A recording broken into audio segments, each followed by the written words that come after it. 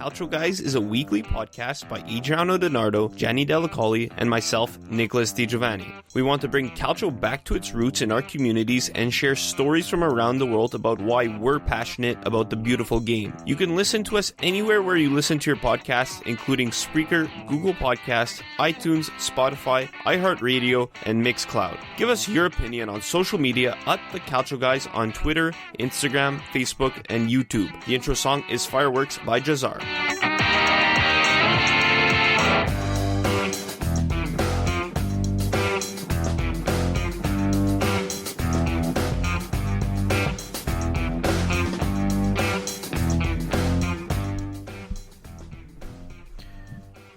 Welcome back to this week's, welcome to this week's episode of The Calcio Guys with Adreano DiNardo. I'm Nicholas Di Giovanni. Wild week in the city.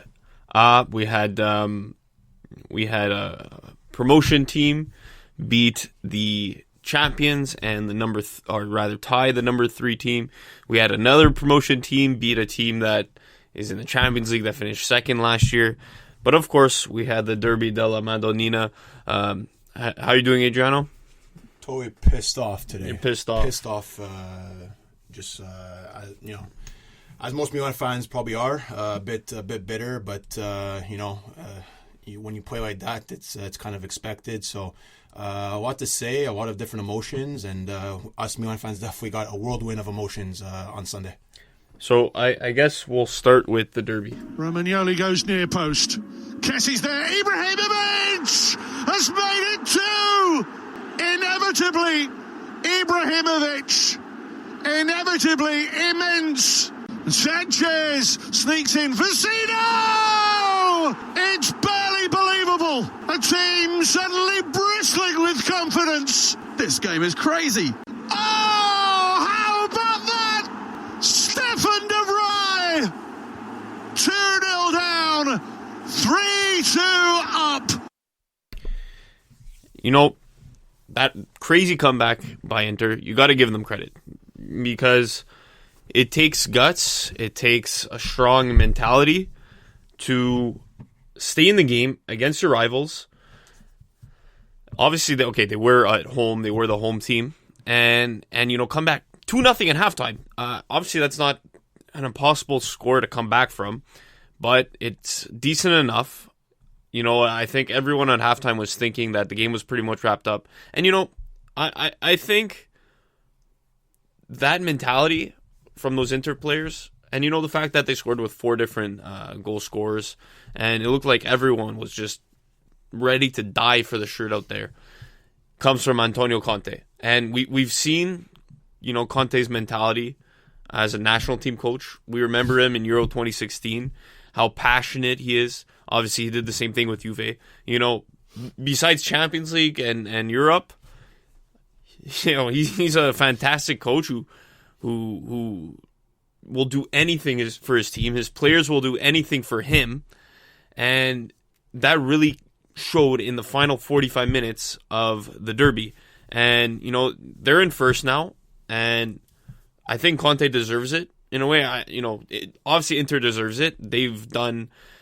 They've grown immensely since a year ago, getting the new coach, adding a bunch of players in the market. So it was 4-2. Okay, so the goal scorers were Vecino, Brozovic, Vecino, De Vrij, and then Lukaku. And De Vrij, they got him 2018. Vecino, he was there before. Same with Brozovic, and then Lukaku this year. But Inter, I think Inter fans couldn't be happier. And then on the other side, how is the mood at Milan Club Montreal? Yeah, so I had a great first half, I guess you can say, with my brothers over at Milan Club Montreal, at Bar Ciociaro here in St. Leonard in Montreal. Totally shocked to see how Milan came out and full guns blazing, scoring 2 goals. Thanks to probably the 2 best players that we had on the pitch throughout the game, with Rebic and with Ibrahimovic. Going into halftime, 2-0 lead. Everybody's spirits are elevated. But you know what? The 2-goal lead in sports is probably the worst one you can have. And, anybody thinking that Inter, after halftime, we're going to come out guns blazing, and Conte wasn't going to, really instill into these players that we need to come back, we need to win, especially after Juve slip up against Verona. I think you're crazy. So, I mean, this game totally tale of two halves. Inter non-existent in the first half, flipped the switch, and Milan's non-existent in the second half, and a total lack of able to manage the game for Milan. I mean, it totally comes down to that. Pioli making changes with 10 minutes to go. Whereas Conte, made his changes at the correct points and got his players on track, to come back. And I mean, as much as you want to, put your hands in your head, put your hands, your head in your hands and cry, and it just, this Milan team just didn't have enough to manage the game, manage what the situation was, and put the players in place to make good things happen. So it's unfortunate that that's the way the game panned out.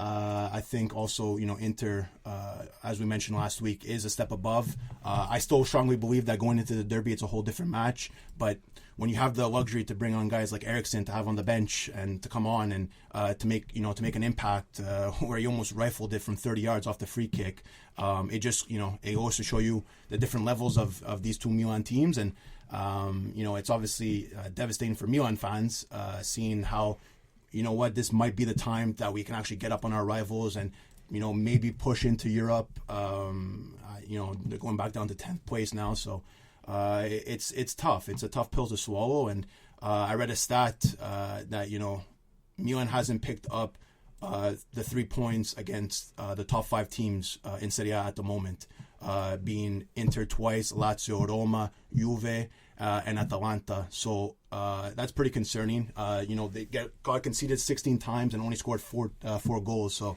it just shows how far away this team is, and I think they're only put into the conversation just by pure passion and spirit by the fan base. And it's tough, and it's on to the next one for Milan. And I think this game should be a game that you look back on and say, what, we have to manage the game better. And two goal lead, you have to push for more and not just sit back. So tough weekend for Milan fans. Okay, that's enough for the Derby. One team that I think just absolutely shocked everybody this week with 2 games was Verona. It's Gianpaolo Pazzini to fire them in front. Ice through his veins. What a week for Verona. 0-0 against Lazio. Kind of a boring game, but Silvestri kind of stood on his head, made some good saves. They got lucky with the post a couple times, and then beating the champions. Fantastic game for Verona. And you know what? Credit to Juric. He's honestly, if I were to pick a coach of the year right now, it would be between him, Inzaghi, and then I think they would be the top tier, and then maybe Conte and Gasperini, as second tier, Fonseca somewhere lower below. But yeah, Juric has done an incredible job with this Verona team. I know we've talked about it before, but you look at the standings now. They're in 6th place, and you mentioned Milan didn't pick up points against, what was it, the top 3 or the top 4? Top 5. Top 5. And Verona picked up a win against Juve, drew Lazio. I saw that they lost against Atalanta and Inter. Roma, I don't know. They lost against Roma as well. But still, that's 4 points against the top 5. They have 34 points. They're a point ahead Bologna right now. I think, this team is at the point where they're really going to start believing for Europe. It's tough. I mean, it's a long season, and this team just came up from Serie B last year, and I don't think many people would have pegged them to do the things that they're doing. I mean, as you said, Juric has done a fine job with this team, and with the players that they have that are work together well, and have gotten some good results. Do they make Europe? That's still for me personally, that's still hard to say, and still hard to to look at. But I think just being in the top half of the table for a team like Verona, I think is an achievement, and it's a bonus, especially coming from Serie B. It's hard to see where we have Brescia and Lecce near the bottom of the table. So hats off to Verona. That game against Lazio, as I said that week on the podcast, I think that game for Lazio was big, and Verona definitely came out to play. And then over the weekend against Juve, going down a goal early due to the Ronaldo goal, coming back with 2 goals at the end by Borini and Pazzo Pazzini there. It just speaks volume to this team, and that they come together and get the points when needed. 2 former Milan players helping out Inter, by the way. It is what it is. That's the great league that we have of Serie A. It's a foot race, and Ronaldo has got there first. Ramani bars his way to goal.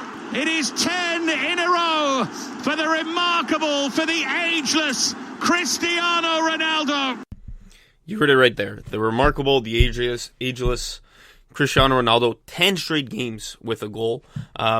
He's 1 away from tying it. Quagliarella and Batistuta. So this is crazy. Batistuta set the record in 1993-94, 11 straight games. He scored over 13 in a row over 2 seasons at the end of the 92-93 season. But the most in a single season is 11. So Batistuta set it in September, or rather October of 93. And then last year, Quagliarella tied it. And then this year, Ronaldo ties it. And so last year, Quagliarella, when he tied it in January 2019, he was 35 years old. He was almost 36, so he was older than Ronaldo. Ronaldo just turned 35, so almost a year difference. But it's crazy because, when obviously Ronaldo still has yet to tie it, but when Quagliarella tied it, he was 35. Ronaldo has a chance to tie it at 35. Batistuta, when he set the record, he was 25. So, like fine wine, these 2 players age. And Ronaldo, I think 2 easy games coming up for Juventus. They host Brescia, and then they go to Spal. So I think this record kind of comes at a great time. Do you think he could tie it or beat it? Listen, hats off even that he got, I think there's the record that he passed Trezeguet. Yeah, he set the Juventus record. He set the Juventus record with 10 straight, passing David Trezeguet that had 9, I believe. And then amongst Serie A players, like Nicolas said, Batistuta and Quagliarella, does he tie it? On paper, it looks like he should smash the record. But then again, these smaller teams in Serie A, we say week in and week out, they're no joke. And I think that especially when these small teams play the Juventuses, the Inters, the Lazios, they have a different mentality and a different edge to them that they come out to play like you wouldn't even believe. Do I think he ties it? Yes, probably beats it against Spal. I say yes, but I just wouldn't count out these 2 teams, so easily. And then you look at their schedule after they play Inter, Bologna, big game. Bologna and Lecce. So probably 3 harder teams. So like I said, I guess for Ronaldo it comes lucky against 2 bottom teams. Spal. Let's talk about Spal. Actually, they finally fired Leonardo Semplice and hired. Might have been listening to the podcast. Yeah, hopefully the Spal management might have been listening to the podcast. Might have been actually listening to it. Hopefully. And hired Luigi Di Baggio. Was it? Yeah, a man who couldn't take the talent that he's had at the U21 level the past couple seasons and even bring them to a semi-final berth. Do you think this is an improvement for Spal? Yeah, it's tough. Where it comes in the season, where this firing happens in the season, and it's just a team like Spal that hasn't been doing the greatest of things. Semplice had been there for a good amount of time, I think, and had a bit of a system in place that kind of worked a bit and saw flashes of brilliance. But with changes like this, it's kind of just, for me personally, it kind of just shows that we're just going to coast out the season, see what happens, and take it back in the summertime going on to the next season. Does it change much? They're in last place with 15 points. Hopefully it changes something for the Spal fans and for the Spal organization. It would be great, but It's tough. They're going to be losing Petagna in the summertime, and who knows what kind of project going forward this Spal team is going to have. Personally, I say there's not going to be much of an impact, but it would be great to see them get out of relegation. And another team in relegation, Genoa. We're going to talk to Fabrizio from Genoa Club Toronto. Round 2. Unfortunately, we couldn't reach him last week, Nope. so we'll get him. We'll get him this week. What do you want to go? What do you want to go for next? I have a couple of notes. I have Boga. Phenomenal player. I didn't really write down Napoli Lecce, but that's something we could talk about. Yeah. Atalanta. Kind of an important win before the Champions League. What do you want to go with first? You know what? I'm gonna answer that question myself. So he's asking himself a question. I want to talk about Boga because we don't talk enough about Sassuolo. No. He's had a fantastic season, and he's a player we got to see play live against Milan. I don't know how much attention you paid to him because you were focused on Milan. Yeah, drooling. but I remember watching that game, trying to look for Boga, and this guy could really dance with the ball. If I had to go to a dance, I think I'd invite Jeremie Boga to go with me because he can dance.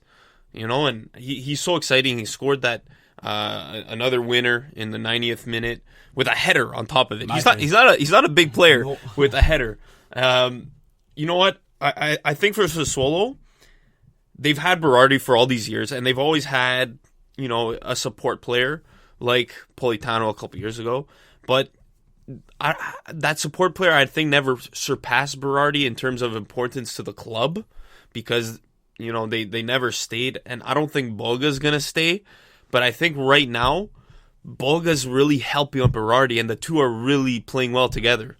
I totally agree. I mean, Boga, I think he's a Chelsea youth product, or he was with the Chelsea organization, comes over from the Premier League, a different league, and comes into Serie A, and as of late has been dominating, like you said, and I believe he has 7 goals to his name with 2 assists as well. So that's pretty good for a young guy. I don't know how old he is, but 4 assists, by the way. 4 assists. Okay, sorry. According to Transfer Market. Okay, sorry. And for a young guy, that's 23 years old. So Sassuolo has looked good. As you said, Berardi's been kind of their go-to guy over these years, but now adding guys like Boga, Ciccio Caputo, Juricic, I think is another name that can get in there too. It's crazy to see, and it's exciting to see this Sassuolo team do as good as they're doing. I think was it you? I think that told me or put it in the notes that they haven't lost in 4. They're undefeated in 4 straight games. Yeah, undefeated in 4. They have 3 wins and a draw. And a draw. So that's... But unfortunately for them, they had a terrible start to the season. So I think a push for Europe is kind of asking a bit too much. They are 5 points away from Verona, but they have a lot of teams to jump. That's the problem. They have a lot of teams to jump, and decent teams like Milan, Napoli, Parma. I'm not going to say Cagliari or Bologna. Well, Bologna's good. Bologna's good. Yeah, them too. They're undefeated in the past 3 straight wins. Yeah.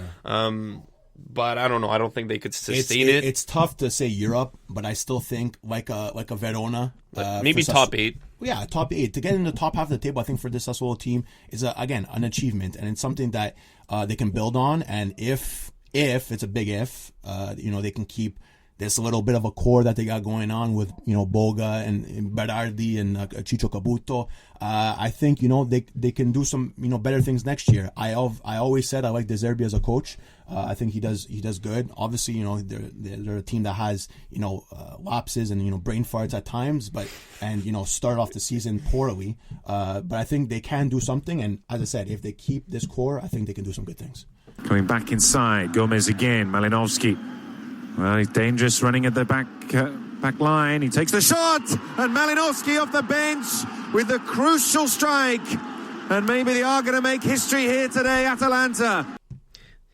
There you heard it, Atalanta with a historic win in Fiorentina. Do you know the last time they won in Florence in the Serie A? I don't. Why don't you refresh my memory? January 1993, 27 years ago. The goal scorer, Ruslan Malinovsky, he wasn't even born yet. Only 4 months away, though. So it wasn't so bad. But if you look at Golini, how old is he? He's what, a 98? 24, I think. Okay, he's a 95. So I thought he was younger. No. He looks younger.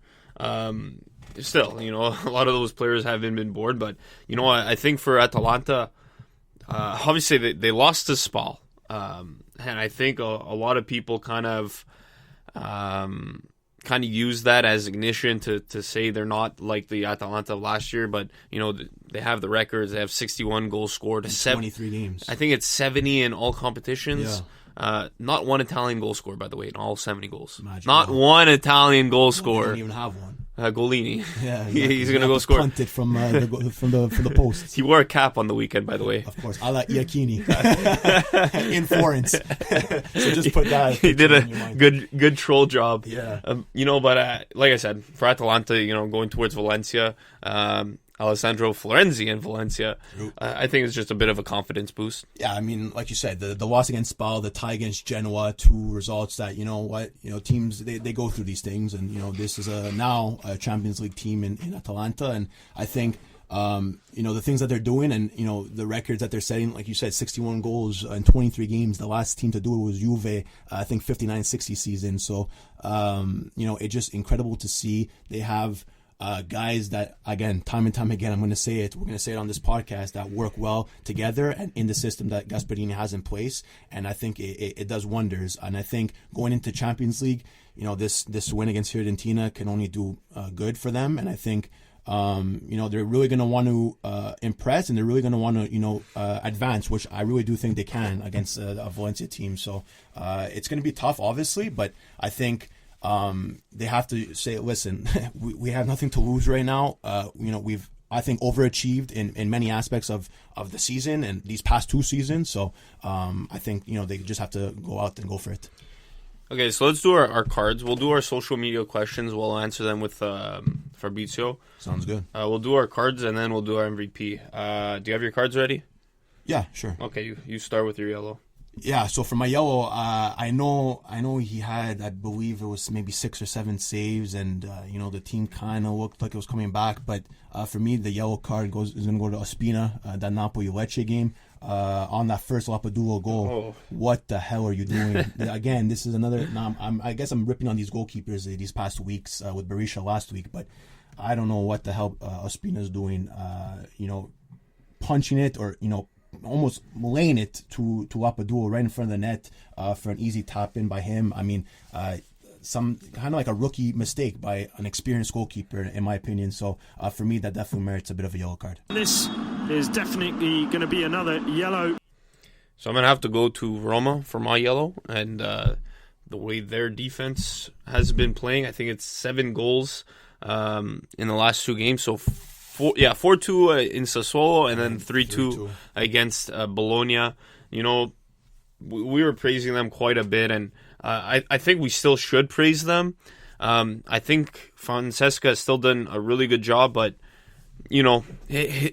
what he's working with on defense, besides Chris Smalling, isn't much. Mancini, I find he hasn't adapted to Rome. He takes a lot of cards, and he's very physical. He's been a roller coaster ride, I think. And Smalling on the weekend, terrible. Yeah, Smalling. Yeah, usually he's been fantastic. Yeah. He was terrible on the weekend or on Friday.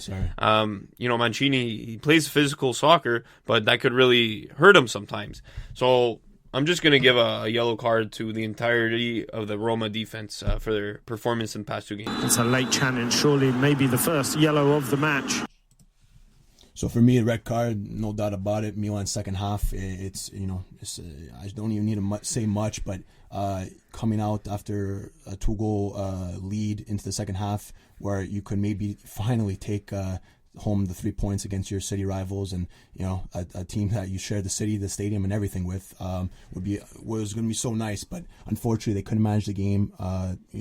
Call it as you want, lucky goals or goals in the right place at the right time for Inter. But whatever it is, they didn't capitalize on their advantage, and it bit them in the ass later. That's all I can really say. So definite red card for Milan going up against Juve in the Coppa Italia next. Hopefully they can turn the page. Could be a red card. The red card is out. And it's no surprise. Absolutely is against the rules. And for my red card, I got to go close to home on this one. I'm pretty sure I've given this group of fans a red card before, aka the group on Juve Twitter, pretty much the group of people on Juve Twitter. As Gianni says, a lot of them are bandwagon because of Ronaldo. But what I saw on the weekend, they lost for the third time this season, all three on the road. They lost two out of the last three, no? In Serie A? Isn't that it? Yeah. Okay. They lost three. It was three in the Serie A plus one in the Supercoppa. So they lost to Lazio in Lazio. They lost to Napoli in Napoli, and they lost to Verona in Verona. Lazio's in third. Napoli finished second last year. Verona's in sixth. These aren't bad teams. And they, sure, it was 3-1, 2-0, 2-1. And Juve Twitter just goes on, Sarri out, Allegri back, this and that, we suck, this and that. Yeah, sure, the midfield's not great. Sure, you're going to be upset after a loss.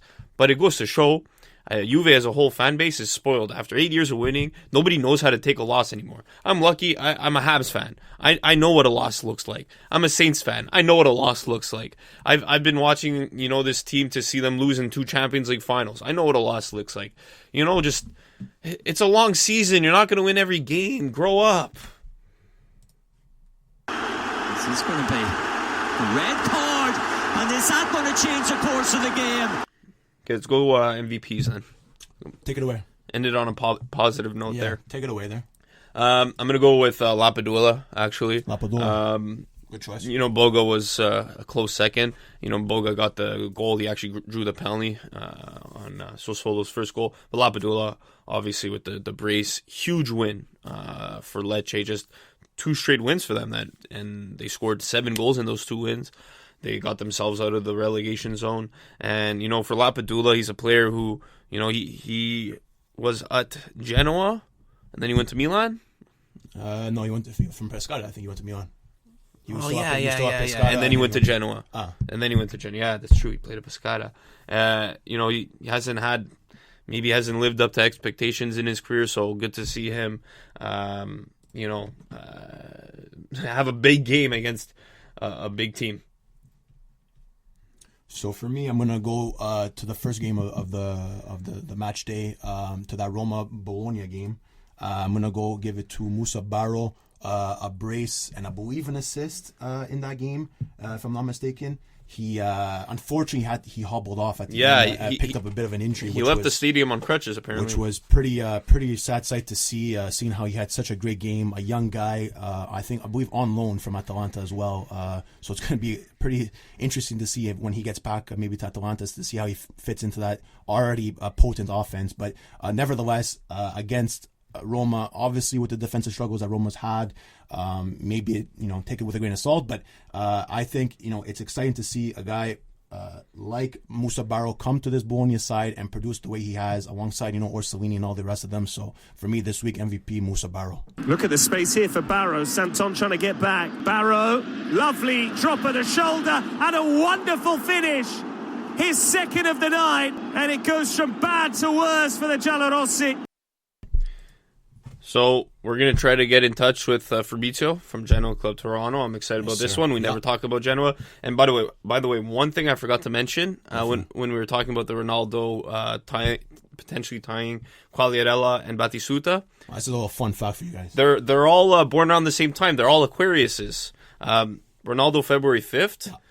Batistuta is February 1st. And I think Quagliarella is the 29th. If I'm not mistaken. I didn't write those down, but they're all in the same around the same time. So obviously there's something about Aquarius and being consistent. Take it as you will. We'll be back with Fabrizio.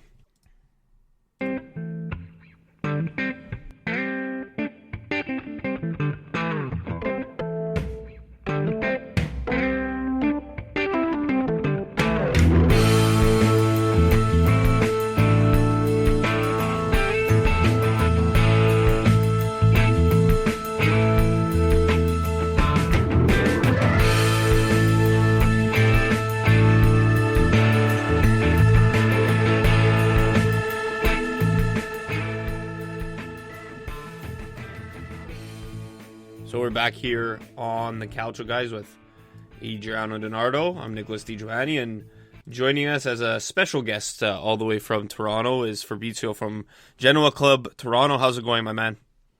Very well. Thank you for having me with you guys. All good. And, we're happy. We never get a Genoa guest. And, we got to ask you, how did you start your passion for Genoa? Well, there's a little bit of history behind it.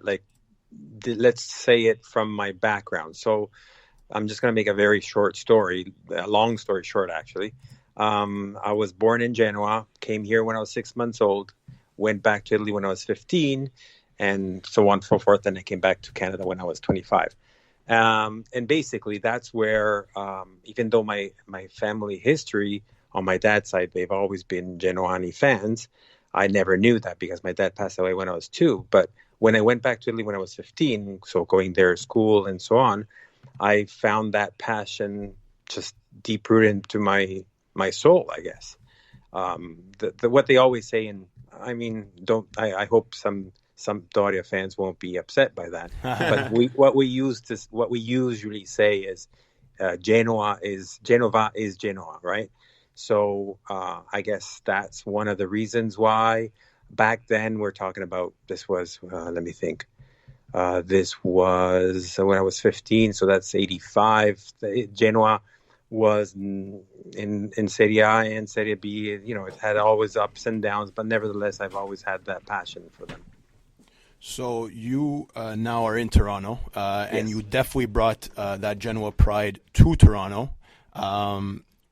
You have the social media handle, the Genoa Club Toronto, Genoa Club Canada. How did that get started? Is it official? What's going on, and what's the buzz of Genoa that you're bringing to Toronto? That's actually a great question because I kind of have some pride around that.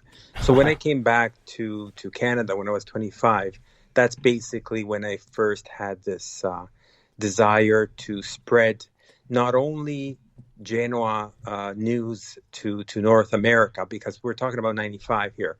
Yeah. So that was at the early stages. I can't remember now very well, but it was either a few years before MLS or just at the early stages. I think it was before MLS, by the way. I think MLS is 96. So there you go, just like right there, right?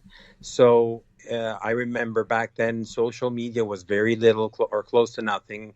I got my first .com, and so it was genoacfc.ca. Well, the original one. Well, not the original. The company itself, the club itself is .it. And I was just replicating the most of their news and so on in English. And back then I professed myself as the only news of Genoa in English. Nowadays it's obviously very, very different. And so it all started from there. And also because of that, then people, I don't know, I guess through the Muro of Genoa, which is like a big blog, I guess, for the fans in Genoa, they started to spread the word, and some people that were following it that were living here in Canada, they started to contact me, and that's how it all started. And, focusing now on the team now, Davide Nicola, it's a couple of, it's about a month now that he's coach? More or less, yeah. Fabrizio will know better than us. Yeah, exactly. So it's about a month now that he's coach. Third different coach this season. How are you feeling about him?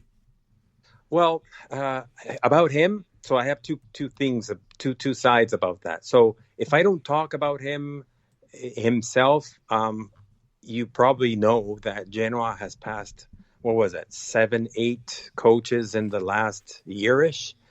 When you factor into like last year and the end of the previous year from Prandelli included, right? So it's almost like it's become sort of a joke, not only from the Genoa fan side, but also on the media side. Nevertheless, we had good hopes, even though I was not necessarily on side with Andreazzoli. Then Thiago Motta was a huge, huge bet. I wish very well for him, and I think he will be a very great coach, but he was way, way, way, way too early. Nicola, on the other hand, and that's why I just did this little prefix, he is your Genoa man. The guy played for Genoa a couple of seasons separately, but he did play for Genoa. So he knows from back then what what the team needs.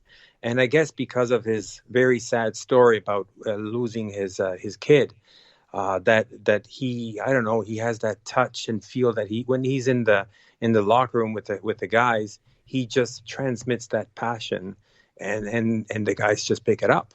So all to him. So moving on, Fabrizio. Right now, Genoa in 18th spot with 19 points. Nicola at the helm. These past 3 games, they've picked up points against, I believe, Fiorentina. Now, refresh my Cagliari over the weekend, and Atalanta last week. And Atalanta last weekend. Sorry. What do you make of that? What are your thoughts about their performances as of late, and can they keep this, I guess, good momentum going forward? Well, of course, I'm biased on this, but so your non-biased opinion, maybe we should say. Okay, my non-biased opinion. Well, if you look at stats, the team has changed drastically, not necessarily on the field itself, but definitely on numbers. Numbers meaning from opportunities under the goal and so on. So when you had in previous managers, when they were basically no shots to goal, to now 5-6 per game, which is a good average. And out of those, some are coming through. Still not a good number, but they're still coming through. And also you can see that there were no goals conceded, which was a huge thing in the past couple of games. Where do I see the team? If they continue, and I think they have found themselves, even there's like a big story behind shown, which was this big buy when he came and was presented during the summer, and it's apparently he's obviously not only apparently he's actually having a hand on the team, and he's like guiding the whole team, like he's your central neuralgic part of the team. And the return of a lot of players from Perin to Destro and so on, that has brought back not only some faith on the supporters, but also they know what Genoa needs, and they're probably spreading that in the locker room as well. So in the January transfer window, you saw Christian Kwame leave for Fiorentina. Arguably, he was probably one of the best players, if not the best player in Genoa. Who do you think is the best player on the team right now? Well, I guess I'm just going to say something that is quite obvious. I would say Goran Pandev is definitely your evergreen, never dying kind of player. I would say he's the candidate right now. I agree that Christian Kwame was a great loss, even though we would have never seen him until the end, possibly, of the season. So if management decided to sell him, well, we know what Preziosi does, right? Yeah, exactly. I mean, personally, I loved Kwame. I think he's a very, bright spot and has a bright future ahead of him. I think he is on loan, though, to Fiorentina, if I'm not mistaken. No, he actually got... Well, yes, you're right. It's a loan with that they have to purchase him out. With an obligation to buy, okay. Yeah, obligation, yeah. Obligation to buy, which is pretty sad because I think Kwame still had a lot to give to Genoa. But I mean, these things happen in calcio, and we see it all the time. But another, I think transfer saga, we can probably call it.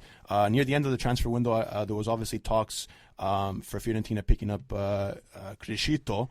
And there was a bit of, the board, he wanted to retire in Genoa, and, the board, kind of thought otherwise. And there was a whole big mix up. Obviously, he didn't end up leaving. He did stay in Genoa. Again, what do you make of that situation? Do you feel that was a bit of betrayal, disrespectful, seeing that, Crescito is your captain? And, what do you make of the whole situation? Well, it's difficult. This is actually a good point that you're bringing up, because it's very difficult from the outside to know what exactly is happening in the inside. I can give you some ideas that I have. Some rumors that came around were about the fact that Crescito has had done in the past a little bit of mess in the locker room. I don't know, like anger or something to that degree. And sometimes he was breaking the locker room, the team itself. Others say that it's possibly that there is some disagreement with the owner or Preziosi itself, or even just the DG. What's his name again? the one that goes out and buys and sells the player. I can't remember. Morocco, sorry. Yeah. So they were saying that there's like big, huge disagreements with Morocco, and that was one of the issues that also Thiago Motta had. Anyways, what was going on with Criscito at the end? I guess all Genoa fans just put that as a poster when he wrote those words. That he's quite a big social media person, and he wrote down saying, "I'm not a mercenary. I'm the captain of Genoa, and that's what I'll always be." So that's what the Genoa fans always wanted, and they had it. So he remained, and he will remain, and that was a good thing in my opinion.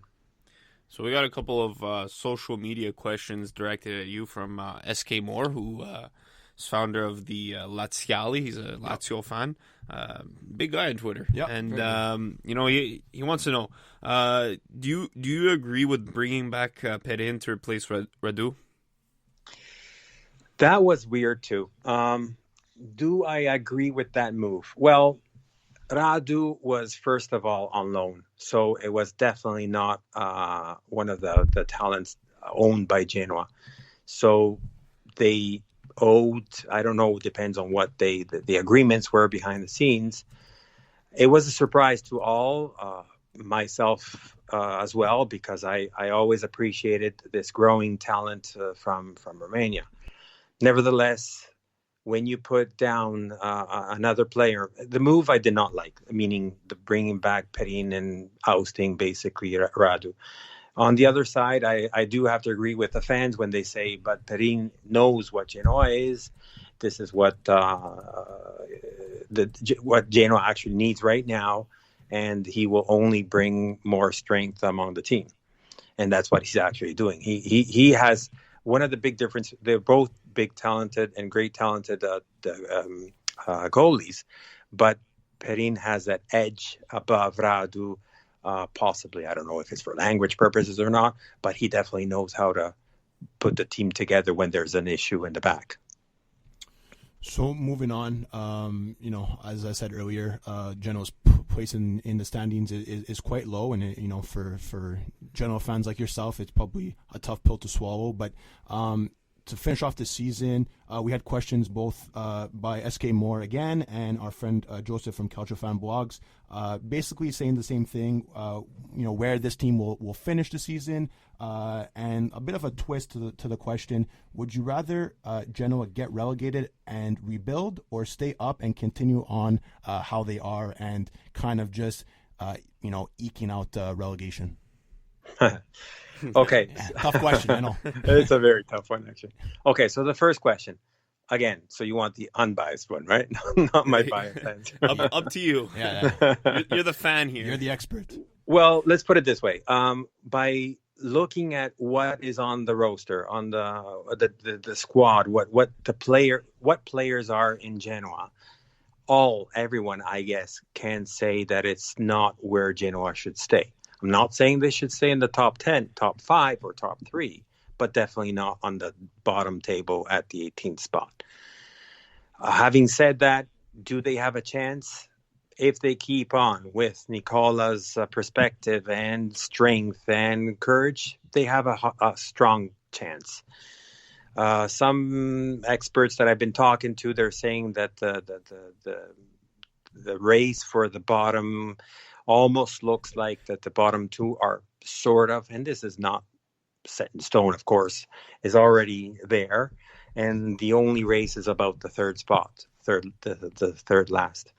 And they're talking about, of course, Lecce and Genoa, which are the obvious ones. But I would like also to add Sampdoria, Fiorentina, and Torino, because we've seen this rock down jet of Torino that no one really understands what's happening. So that's for the first question. The second question, that's a very tough one. My heart says I want to stay in Serie A because it's where you have to stay. I think, honestly, Preziosi has come to an end of his run. I don't know. He continues to say at the media that he wants to sell, and he is actually selling the club. But buying a club that is not one of the top ones is a lot more difficult because there's less, attraction towards it. But to that question, so if my heart wants to stay in Serie A, the other part of me says, well, if there is this chance of being relegated and revamping, new owner, new everything, fresh look, but new owner, meaning even foreign owner for that matter. There's another interesting article that was talking about that Serie A could look quite different when we're talking about, I think it's Sampdoria, Genoa, and Parma that are for sale. And there's a high chance that these three teams could be all foreign. So if you include the Juventus, which is not, but if you have, Inter, Milan, Bologna, Roma, that are already all foreign owned, Fiorentina. We're starting to look at a Serie A that is going to look a little bit different, a little bit like Premier. Moving away from soccer temporarily before we get to the other social media questions, focusing more on the Serie A. Adreano and I, we were in Genoa in December. We loved it. Unfortunately for you, we went to go see a Samp game, actually. It was still cool to see the stadium, though, oldest stadium in the city, and beautiful city. I personally love the city. Are there any places you'd suggest to go see in Genoa, whether it be museums, churches, even just to go to a restaurant? What's your favorite part of the city? Well, I might not be in synth, and I might not be the choice that I'm about to say. It might not be everyone's. Meaning, I think that the heart of Genoa is basically the city center, where we have Piazza de Ferrari, which is this huge plaza with this beautiful, huge fountain. And then you have this walk, which is down this old alley called Via San Lorenzo, and you go all the way down to the old port. So this old port, which was all redone, which was basically shut down back in the 80s.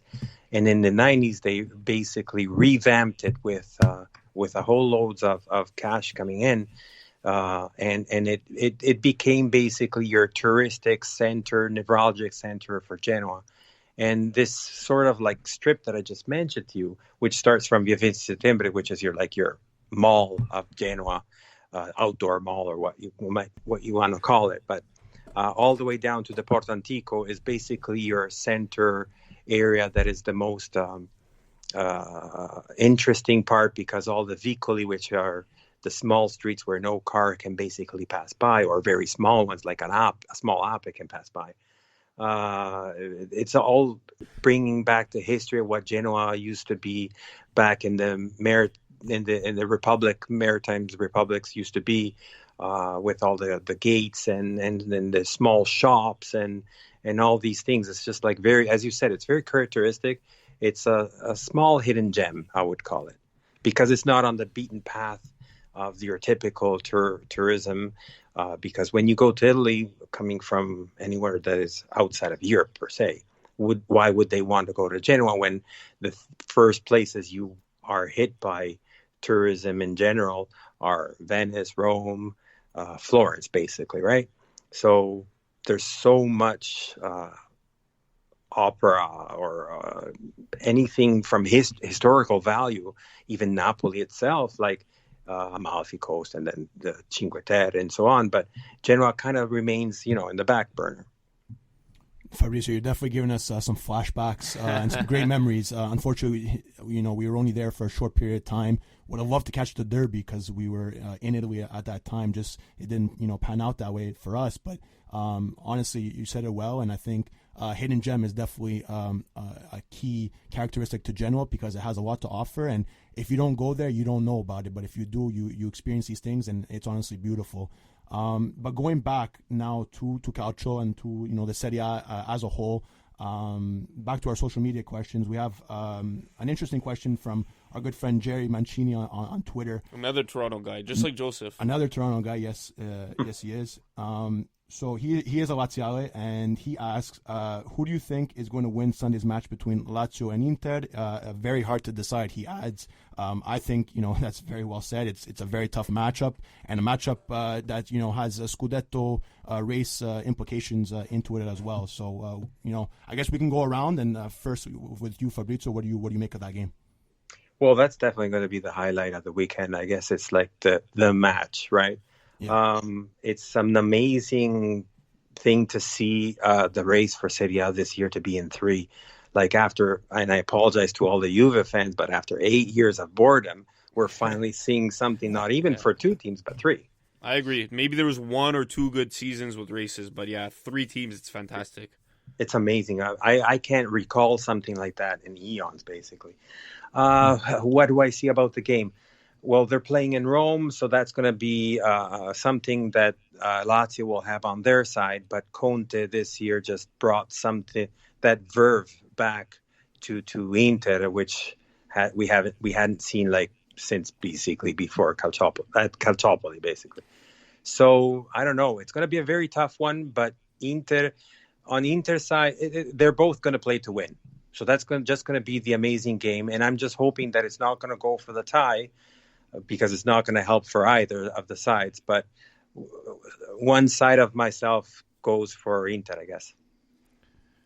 You know what? I want to say a tie, but you said it perfectly. Both teams are going to go for the win because a tie benefits Juventus. You know what? I'll go for Inter as well. I'm gonna shake it up. I think I'm gonna go for Lazio in this one. Just because, I mean, with a win, Lazio does jump everybody. Obviously, Juventus has to play their game, but it's a crucial game. I had said the makeup game for Lazio was important. I think this game almost tops that in terms of importance. So I'm going to go for Lazio in this game. Like you guys both said, it's going to be an incredible game, incredible matchup, probably, or if not, the game of the weekend. So it's definitely going to be a game where all fans should have their eyes glued to the TV. Another question from Jerry. From Jerry regarding Lazio. Who would you start for Lazio beside Ciro Immobile, between Felipe Caicedo and Joaquin Correa? Personally, I'd say Correa, just because he's more of a playmaker type. I don't know. How do you see that, Fabrizio? I kind of have to agree with you because the support that he gives also to Ciro Immobile is basically what he needs, and that's why he's doing what he's doing also right now. I agree too. I mean, Correa, for me, another young player that is amazing. I just think he was kind of nagging a bit of an injury, and Caicedo has been really stepping up. I find. I just think the only thing is with having Caicedo and Immobile up top, it's two. I don't want to say similar players because they are different a bit, but they have that similar structure, and it's not like more of one's a playmaker, one's a pure goal scorer. They both can score, they both can create too, but I still find there's too many similarities in that case. So I will stick with you guys and say Correa, just because he's young, he's vibrant, and he brings so much to that attacking force. And lastly, this is from Roma English on Instagram. What does Roma have to do to get out of their slump, and when do you think they will? Fabrizio, I mean, you've seen Genoa kind of climb out of a bit of a slump with their past 3 games. Do you think, I mean, for Roma, do you think it's a mentality problem? Do you think it's a talent problem? How do you see their situation? I definitely don't think it's a talent issue. I think it's definitely a mentality issue. Serie A is very famous for sacking the coach no matter when the first hurdles happen. So in a way, I hope this is not going to happen, but I think it's just that they have to get their act together and do something at the locker room level. You, Adreano, I mean, they play Atalanta on the weekend, so. Yeah, that's obviously a tough game. I think they've had, as we mentioned earlier on in our show, they've had a bit of defensive issues. Mancini and Smalling haven't looked the same from the beginning of the season, and they've had kind of mental lapses and just mistakes that shouldn't be made by defenders for Roma. So I think.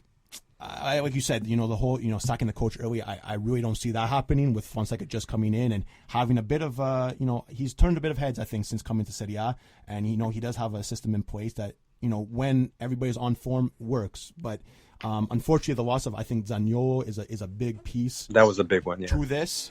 And I think, he's kind of, the glue of everything. Pellegrini being out of the lineup this weekend. It's tough. I don't think, like I said, I think last week or maybe the week before, I think this Roma team, even though in this slump, I think they will get it out of it sooner rather than later. They know where they're at in the standings. They know the teams around them. They know they need to push for Europe. So I say, within, probably the next couple of weeks, I would hope for them, for their case, they can get out of it. But it's one game at a time with this Roma team. Anyways, Fabrizio, thank you so much for joining us. This was a fantastic chat. I mean, we really do appreciate it. You know your Genoa, you know your Calcio. I guess we got to have you on more often. Yeah, I'm free whenever you guys want. I'm very, very happy to be with you guys. So Fabrizio, just to get a little bit of a plug, where can we find you on social media? Anybody that is listening, how can they get onto the Genoa hype, in Toronto and around the world? Well, it's Genoa Club Toronto. You can find me on Instagram, Facebook, and Twitter. The one that I follow the most is Instagram, and I kind of pass those news on to the other social media through Instagram. So any of the three will do. Beautiful. Anyways, that will also do it for us this episode. Once again, thank you so much, Fabrizio. I guess Forza Genoa. Forza Genoa, and hopefully they stay in Serie A, and they can prove some doubters wrong. And that will do it for us this weekend. But this episode, sorry. Follow us at the Calcio Guys on Instagram, Twitter, and Facebook. Catch this podcast and our past shows on all your favorite podcasting platforms: Spreaker, iTunes, Google Podcasts, Spreaker, Spotify. All those good ones. We'll definitely be back next week, and see you next time. Thanks for listening. Ciao.